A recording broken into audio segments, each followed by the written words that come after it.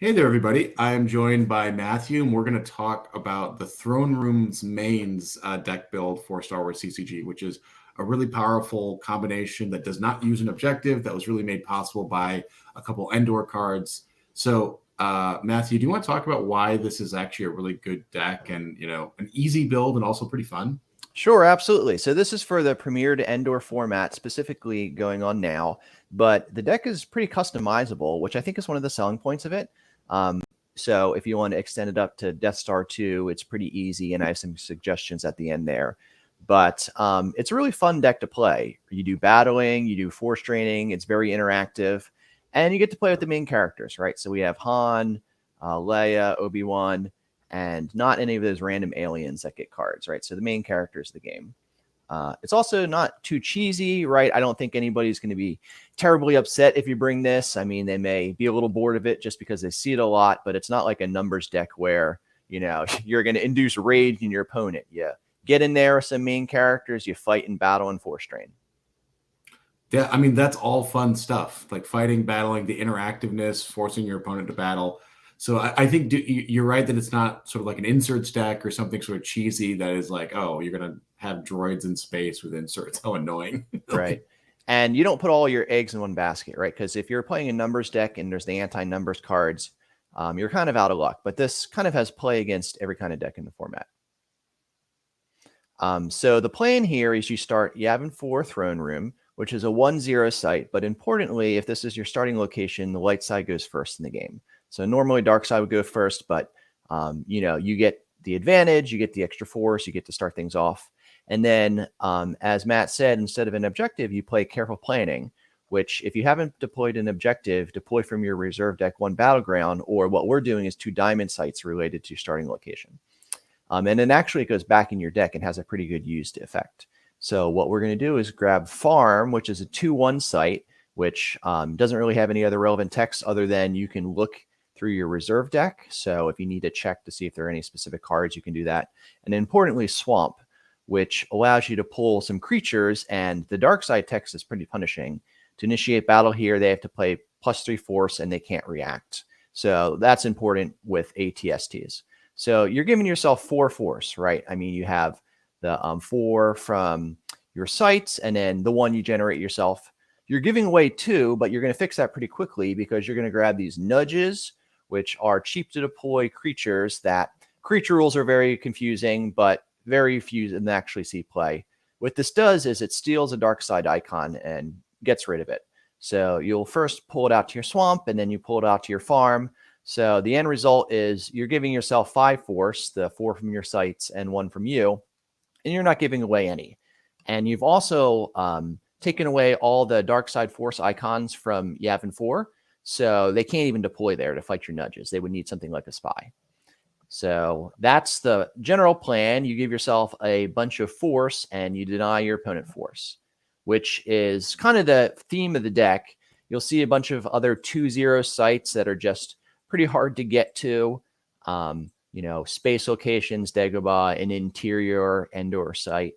And it's pretty common to outgenerate your opponent at least 2-1. So I've had a situation where end of turn 2, I was generating 13 force and my opponent was generating 2. So one of the surest ways to beat your opponent in the game is to outgenerate them. Yeah, absolutely. And one thing about the dark side is I think dark side really needs force generation to get a lot of stuff running, even more than light side. So I think it Right. can really suffocate them. And they just And can't get their Vaders out. They can't get their big exactly. stuff. Vader's costing 6. You take away their force. You can even play something like Goo Nee Tay to make it cost more. And the second axis of the deck is Revolution, which is this random weird effect from the original set that you use 3 force to play on any location, and you basically flip it, right? So their side becomes yours and yours becomes theirs. So you can use this to deny your opponent force generation. Their 2-0 site now becomes your 2-0 site. You can also deploy it on a non-battleground, and then you can deploy there. So if your opponent has a guy hanging out at a 1-0 docking bay, you can kind of surprise them by flipping the site, and now you can deploy to it. You can actually use it offensively too by flipping Obi-Wan's hut to make it a drain 3 location. So you're actually giving away force there, but now you have a drain 3 location that you can protect. So, once you're out generating your opponent, you draw up a bunch of cards. They're struggling to get their activation out. I mean, you can like pseudo win the game on turn 1, which is you play against something like Raw Ops and, or maybe even Hunt Down, and you revolution their one site. Now they're generating 1 or 2 force a turn. If they don't get their locations out by drawing them almost immediately, you can't do anything with 2 force, right? You're generating 10 force, they're generating 2 force. The game is almost over at that point. But usually they limp back and recover, and it's turn 3 or 4, and you have a full hand of cards. You have characters ready to go. You're going to put your mains down. So we have a lot of mains with toys. So Obi-Wan with the lightsaber, Luke with the lightsaber. We've got Han and Leia. So for some reason, the light side seems to get all the good mains with toys in the format, but dark side basically just has Boba and Obi-Wan. You go down, you fight them, you play all of your nasty red cards. You can see there's a huge amount of red cards here. And that's one of the customizable parts of the deck, exactly what you want to use. And you beat them up in battle, and you just use really punishing effects and interrupts. And sometimes all it takes is 1 or 2 really lopsided battles, and that's the game. So I played Throne Room Mains, and one of the issues I had is just finding you're generating all this force, you can get these characters out, but what do you do with them, right? Because there's no big drain spots, right? Right. It's all these 2-0s. So I just like had a ton of characters down, but like nowhere to drain, and they played "Come Here, You Big Coward." And there's no battlegrounds. So here's what I suggest: find Kessel. So Kessel actually gives your opponent 2 icons, but you only 1. But it's a drain +1 site. So if your opponent is not being cooperative and letting you beat down their guys, you can set up a big drain at Kessel, and a drain of 3 is pretty significant. You can set up your wombo combo of the Super Falcon, which is Millennium Falcon, Captain Han Solo, and Leia with Blaster Rifle.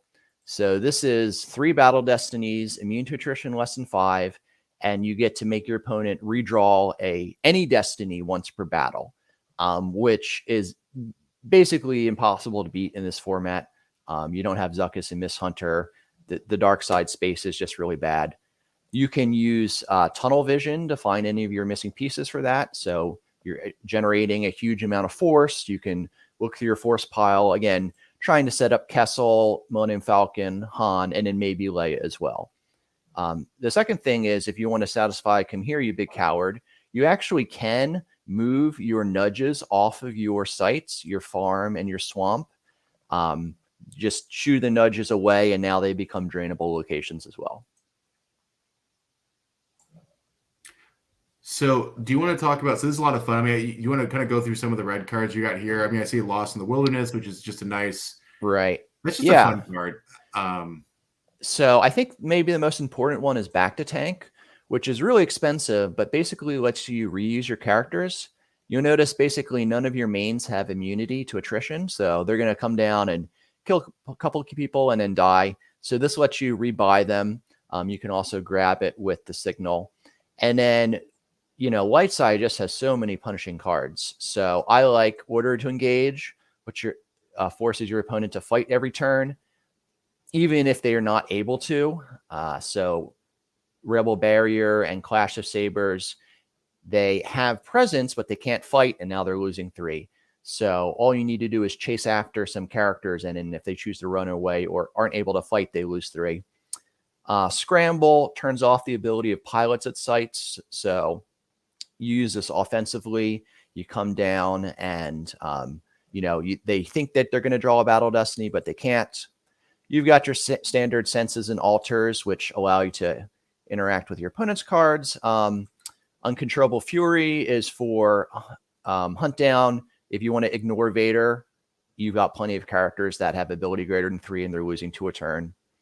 Smokescreen is really important because it allows you to crack Vader's immunity. So original Darth Vader and DVD lots have immune less than 5.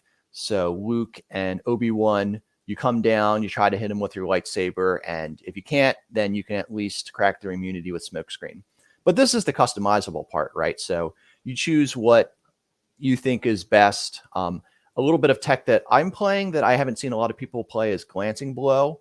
So if you have a character with a lightsaber present in a battle with Vader, lose 1 force. So that's this card and 1 more to reduce Vader's power to 0. So if you're able to hit him with a lightsaber and then reduce their power to 0, that's probably going to be some overflow. And here's the important part. If you have Obi-Wan or Luke with their lightsaber and they do the dueling version of Hunt Down, you can cancel one of their destiny draws for the combat immediately after it's revealed. So they put all their eggs in one basket, and if they lose a duel with Vader, they're done, right? They lose Vader permanently. They lose like 9 force, and you actually get to see what their destiny is before you cancel it. So this is a really nasty surprise card for the Hunt Down version, but the red cards are pretty customizable. So do you want to talk a little bit about improving this in the Death Star 2 format? So adding in Death Star 2? Yeah, absolutely. So my hot take is this deck gets worse in Death Star 2. Now, it's probably still good enough to play, but you're going to be increasingly at a disadvantage because you can't start 3 effects, which heading for the medical frigate is in Death Star 2, and you have the opportunity to start 3 effects, and you're giving that out to start your sights. The best thing that you can add is Honor the Jedi, which, you can satisfy some conditions, but then outside of combat damage and force drains, you reduce force loss by 2. So you turn off the pings from Visage of the Emperor and some other drains. It also gets worse because Sense and Alter get picked on a lot more. Because you can start 3 effects, you can get There Is No Try and hurt your Sense and Alter. You do get your Insight serves you well, which basically finishes off numbers for good. You upgrade your spies. Instead of playing Jeroen Webb, you have Blount and Kraken. You could play around with Jedi Luke instead of Luke with lightsaber, but I really like the lightsaber guy. So I actually think that the deck gets worse because the powerful cards like Revolution, Sense and Alter get a little bit worse because your opponent can hate on them, but it's still a flexible enough platform that it's viable in the format. Interesting. Do you want to talk about any sort of specific combos here to use, or sort of like, I know you talk Super Falcon, Revolution, Right. getting the nudges out. Is there anything else kind of here that's really good combo wise? Well, so I mean, it's not much of a combo, but the signal grabs you Ultimatum for stopping numbers. That deck has been popping up a lot in the format, and your guys have low destiny, so you really need to set up Ultimatum as quickly as possible. As I mentioned, Clash of Sabers, I feel like this deserves a whole 5-minute deck tech on its own about how to use this card, but this card is a combo with everything. So just get some practice, and every time you play with Clash of Sabers, it gets better because you learn more about it. Can you want to just give the 30-second version? I mean, I've run the card, but I'm curious to hear sort of maybe there's some nuance there. Yeah, I'd like to do a video with you, and actually we can talk about this. But the general idea is, first of all, the 2 minor effects are actually really useful. You can grab Uncontrollable Fury and put it on Vader. You can cancel Presence of the Force, which is usually how they come to Yavin. But what you do is, if you have a guy with a lightsaber, you target a character and they can't move or battle, which sounds like, okay, you lock one character out of battle, but actually there's a lot of nuance. You can remove characters during battle. You can make them immediately lost. You can go into battle, fight part of a battle, and then stop the battle. So there's a lot of play with Clash of Sabers. And I guess it plays with like order to engage as well, right? Yeah, right. So they can't fight. Oh, they have ability. They lose to order and engage. So it's a pretty brutal card. Interesting. Yeah, I mean, this is the thing about this format that's so fun. Like, there's all these cards, like the Glancing Blow. I don't think I've ever seen that card before. I mean, I'm sure I've like scrolled past it, but I just haven't thought about putting it in a deck. And there's just, this format probably has, I don't know, 1,700 cards, maybe more, maybe 2,000 cards at this point. So it's, yeah, and what you're doing is you've got a start here, and then what you do with the start is up to you. Mm-hmm. So if I can just maybe speak for a minute or two about the 2 most popular matchups you might run into. Sure. So Hunt Down, I think, is going to be the most popular dark side deck. You know, everybody loves Vader. You've got a consistent source of damage from Visage of the Emperor. So your plan is to hopefully Revolution their 2-0 site, which cuts off their activation. It also allows you to deploy a guy there, walk over and cancel Visage of the Emperor. And now their damage is turned off, right? So they need a, you know, the ball's in their court because you're not taking any damage from Visage of the Emperor. You need to be careful not to strand Luke, Obi-Wan, or Leia at a non-battleground, because the flip side, their fire has gone out of the universe, turns off your 4 strains where you have a Jedi or Leia. So I did that very thing last night. I did you know, that very thing. If you have Luke at the Executor site and Vader at a battleground, you're kind of in trouble. You want to watch out for dueling, because they can really punish you if they win a duel. Glancing Blow will help with that. And then just go for a smoke screen to crack Vader's immunity. So turn off their activation, cancel their Visage, and fight their Vader. The other kind of popular deck is Rollops, which really hurts on activation. So you can punish them with Revolution. You can also Revolution their Raw tier site, or not site, their planet. So they can't deploy there. And if you control any Raw tier locations, they can't flip, so they can't get to their planet to flip. So that should be your #1 priority, trying to Revolution and occupy Raltier.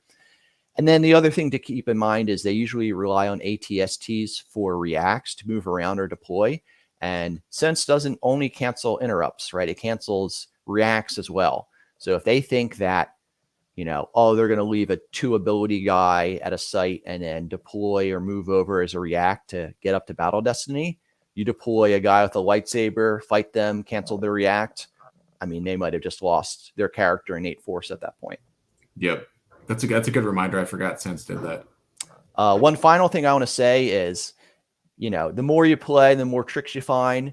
I learned that you don't want to put Leia in the Super Falcon at Kessel against Hunt Down, because Leia is going to turn off your 4 strains, right? I mean, because, you know, Vader wants to come fight some Skywalkers, but this is a deck that benefits from reps, right? I mean, you have all these tricky cards, you have the power, and what you're really trying to do is out-generate your opponent and then crush them with 1 or 2 battles, and these red cards are your tools. So get some practice in, and this deck will serve you well.